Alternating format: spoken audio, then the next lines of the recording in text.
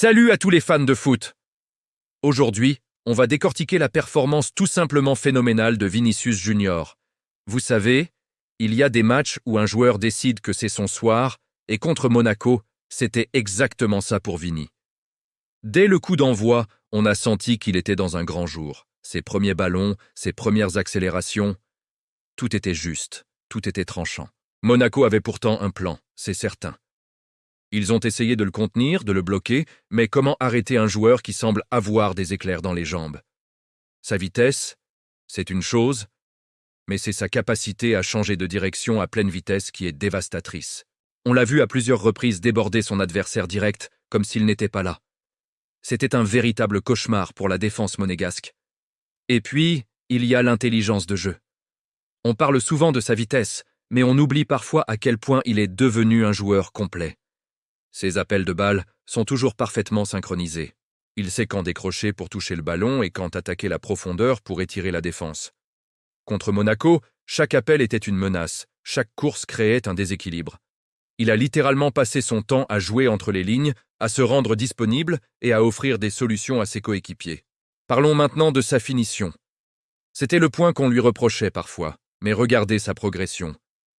Contre Monaco, il a été d'une efficacité redoutable. Chaque tir était cadré, chaque décision dans la surface de réparation était la bonne.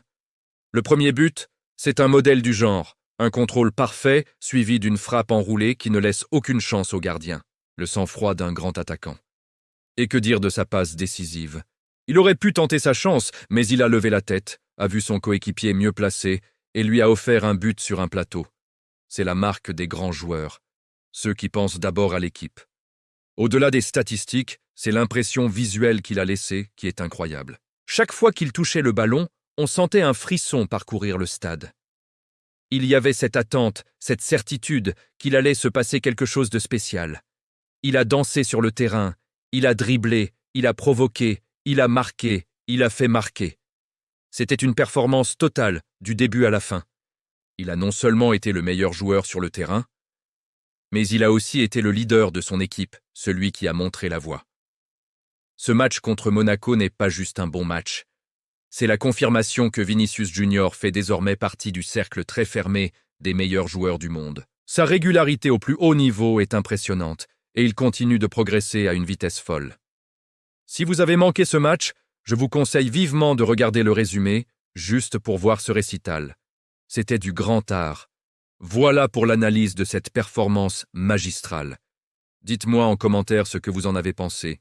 Est-ce que pour vous aussi, Vini est actuellement sur le toit du monde? N'oubliez pas de liker la vidéo si elle vous a plu et de vous abonner pour ne rien manquer de nos prochaines analyses. Merci à tous et à très bientôt.